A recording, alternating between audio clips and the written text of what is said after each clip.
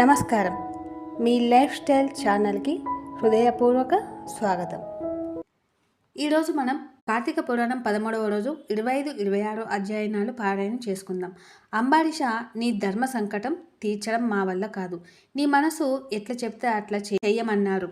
బ్రాహ్మణోత్తములారా, విష్ణు భక్తిని విసర్జించడం అంటే విప్రుల క్రోధాన్ని భరించడమే శ్రేయస్కరం అనిపిస్తుంది. కావున కార్తీక ద్వాదశి గడియలు దాటకముందే దూర్వాస మహర్షి ప్రమేయమును గణింపక ఒకంత మంచినీళ్లను తాగుతాను, నా రాత ఎట్లా ఉన్నదో అట్లే జరగనీయండి అంటూ విప్రుడు చూస్తుండగానే జలపానం చేశాడు. నోటి వద్దనున్న పాత్ర ఇంకా నేల కింద పెట్టనే లేదు. అదే సమయంలో దుర్వాస మహర్షి లోనికి అడుగుపెట్టి జలపాత్రను కింద పెడుతున్న అంబారీషుని చూసి జరిగిందేమిటో గ్రహించి తీవ్ర కోపంతో ఊగిపోయాడు. చుట్టూరా ఉన్న విప్రులు చూసి అసహించుకొన్నారు. తన తీవ్రమైన ఎర్రబారిన కన్నులతో తెరపార చూస్తూ రాజునిట్ల నిందించాడు. ఓడి దురహంకార పూరిత అంబారీష, అతిథినైన నేను రాకుండా పారాయణ చేస్తావే? అతిథికి ముందు పెట్టకుండా భుజించువాడు అశుద్ధంలో పురుగులా గిలగిలలాడుతారా? ఆకలి తీర్చే ఏ ఘన ద్రవ పదార్థమైన అన్నంతో సమానమేరా? అతిథులు అందున బ్రాహ్మణులు రాకుండా జలపానం చేస్తావా? బ్రాహ్మణ ప్రీతి పాత్రుడనైనా ఆ భగవంతుణ్ణే ధిక్కరించావు కదరా అంటుండగా, మునీంద్ర శాంతించండి, మీరన్నట్లు తప్పిదమే చేశాను, నన్ను మన్నించండి. దాస్యాహంకారము వలన సొంతంగా నిర్ణయం తీసుకోవడం తప్పిదమే, కానీ మీరు బ్రాహ్మణులే, శాంతి స్వరూపులే కావున కోపగించక నా తప్పును మన్నించి మీ వంటి మహత్తప సంపన్నులే మమ్ములను ఉద్ధరించగలరు. కావున నా యందు దయ ఉంచి నా తప్పును మన్నించండి అని దుర్వాసుని పాదాలపై పడ్డాడు అంబారీషుడు. కోపిష్ఠుడైన దుర్వాసుడు కనికరించలేదు సరికదా, తప్పు చేసిందే కాక పైగా మన్నించమంటావా అంటూ అహంకారము తలకెక్కగా పాదాలపై పడ్డ అంబారీషుని తలను తన కాలితో ఒక తన్ను తన్నాడు. అంతే, అంబారీషుని తలపైనున్న కిరీటము దొర్లుకుంటూ అల్లంత దూరాన పడింది. అంబారీష, నేనసలే కోపిష్ఠుడను. నా కోపం తగ్గడానికి నిన్ను శిక్షించడం ఒకటే మార్గం. ఇదిగో శపిస్తున్నాను, కాసుకో.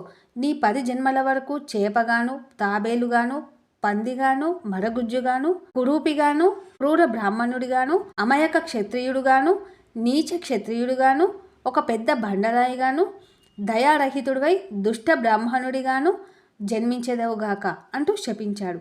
దుర్వాసుని శాపంనకు అవక్కైన అంబారీషుడు దైవలీల కానున్నది కాకమానదు, జరగబోయేది జరక్కమానదు, అంతా నా కర్మ అనుకుంటూ నిశ్చల మనసుతో శ్రీ మహావిష్ణువుని తలుచుకుంటూ ఉండిపోయాడేమో. అతని నోటి నుండి గృహ్ణమి అనే శబ్దం వెలువడింది. అది విన్న దుర్వాసునికి ఇంకనూ రెచ్చిపోయాడు. ఇంకా పెద్దగా శపించాలని నోరు తెరవబోయాడు. కానీ అంబారీషుని అంతరంగమందున్న శ్రీహరి తన భక్తుని రక్షణార్థం సుదర్శన చక్రాన్ని ప్రయోగించాడు. అది పూజా మందిరంలోని అంబారీషుడు నిత్యం పూజించే సుదర్శన చక్రాన్ని ప్రేరేపించింది. అంతే, అందరూ చూస్తుండగానే అది రివ్వున గిరగిర తిరుగుతూ దుర్వాసుని పైకి రాసాగింది.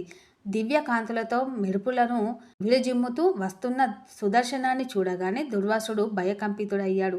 అది తనను మట్టుబెట్టడానికే వస్తుందని గ్రహించిన దుర్వాసుడు కాంతి వేగంతో పరుగిడుతూ భూమండలమంతా తిరిగొచ్చాడు. సుదర్శనము అంతకంటే వేగంగా దుర్వాసుని వెంబట తరుమజొచ్చింది. మరణ భీతితో నన్ను దుర్వాసుడు వశిష్ఠాది బ్రహ్మర్షులను, ఇంద్రాది అష్టదిక్పాలకులను, చివరకు బ్రహ్మను శివుణ్ణి కూడా శరణుగొచ్చాడు. దుర్వాసుని తరుముతూ నిప్పు రవ్వలను వెదజల్లుతూ అతి వేగంగా గిరగిర తిరుగుతూ దివ్య కాంతులను వెదజల్లుతూ వస్తున్న సుదర్శన చక్రాన్ని చూసి, ఎవరికి వారే, మహర్షి, నిన్ను రక్షించడం మా వల్ల కాదు, అది మా శక్తికి మించిన పని. కావున నీవు తిన్నగా మహావిష్ణువుని శరణు వేడుకోమన్నారు. నీకు అభయమిచ్చే శక్తి మహావిష్ణువుకు తప్ప మరెవ్వరికీ లేదు అన్నారు. 20వ అధ్యాయం సమాప్తం. ఇప్పుడు 26వ అధ్యాయం. శ్రీ మహావిష్ణువు తప్ప అందరినీ ఆశ్రయించి అభయం పొందలేని దుర్వాసుడు మరింత భీతి చెందిన వాడే చివరకు గతిలేక వైకుంఠానికి వచ్చి, హే కరుణామయ, కమలనాభ, మాధవ, మధుసూదన, కోటి సూర్యకాంతియుతమై వేడితో నీ సుదర్శన చక్రం నన్ను వెంటాడుతుంది. ఓ మహాప్రభు, దయచూపు. సుదర్శన చక్రం బారి నుండి నాకు ప్రాణదానం చెయ్యి స్వామి. బ్రాహ్మణ ప్రీతి పరుడందుడే కరుణాద్ర హృదయుడందుడే నన్న సుదర్శన చక్రం యొక్క బారి నుండి కాపాడు స్వామి.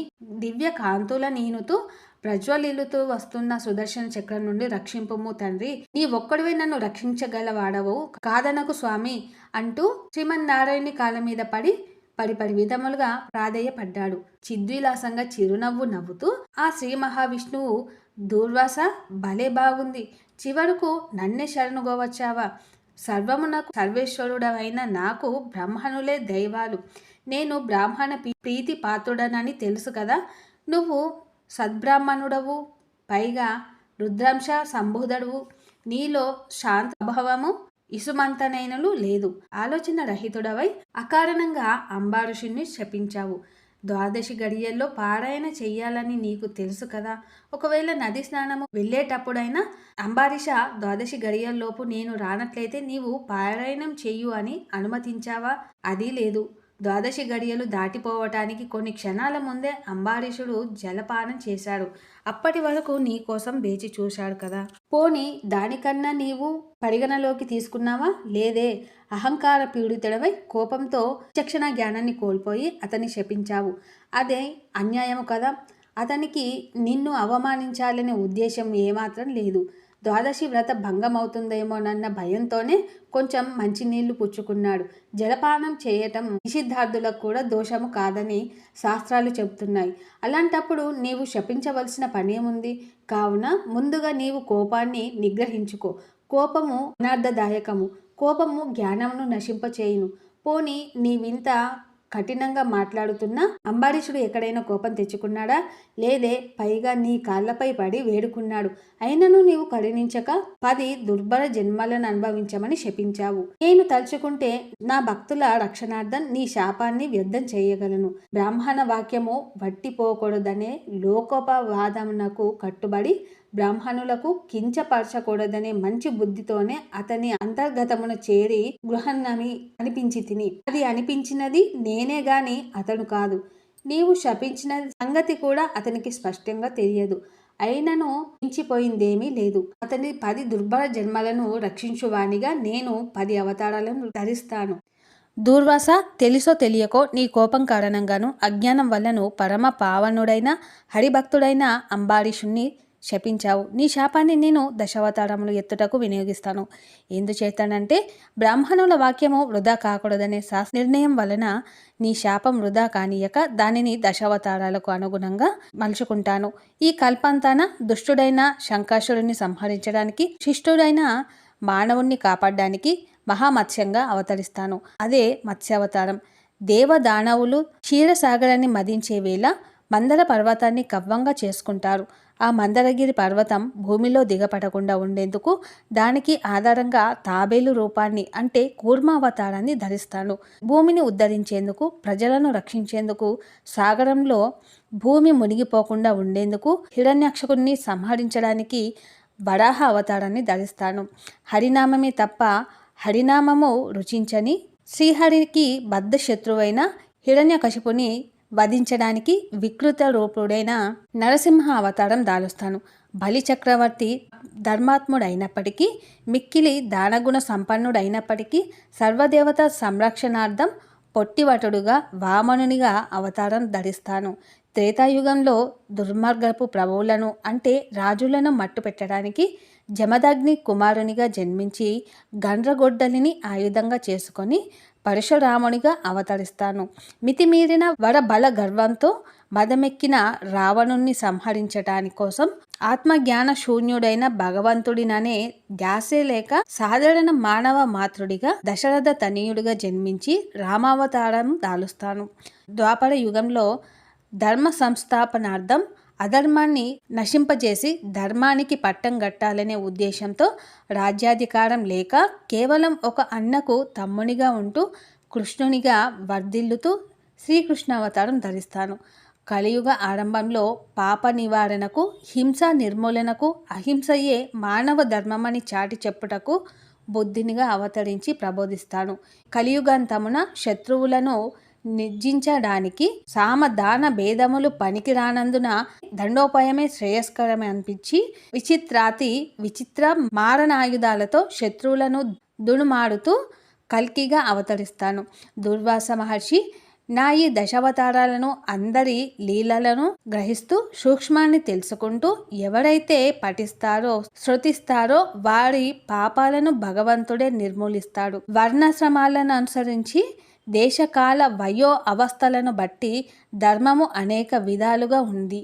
అందులో భాషిస్తున్న ఏకాదశి ఉపవాసం మరుసటి రోజు ద్వాదశి పారాయణ అత్యంత పుణ్యదాయకముగా పేర్కొనబడింది.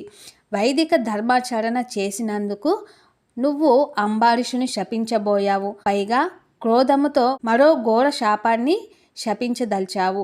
అందుకే బ్రాహ్మణ వాక్యాన్ని సత్యం చేయటం కోసము పరమభక్తుడైన అంబారీషుని కాపాడటము రెండు నా బాధ్యతలే కనుక నీవు మరలా శపించకుండా ఉండేందుకు ఈ సుదర్శన చక్రాన్ని పంపాను అని చెప్పసాగారు విష్ణుమూర్తి. 26వ అధ్యాయం సమాప్తం. ఇదండి 13వ రోజు కార్తీక పురాణం. మీకు ఈ వీడియో నచ్చినట్లయితే లైక్ చేయండి, షేర్ చేయండి, సబ్స్క్రైబ్ చేయండి. మరిన్ని మంచి వీడియోల కోసం మన ఛానల్ని చూస్తూ ఉండండి. ధన్యవాదాలు.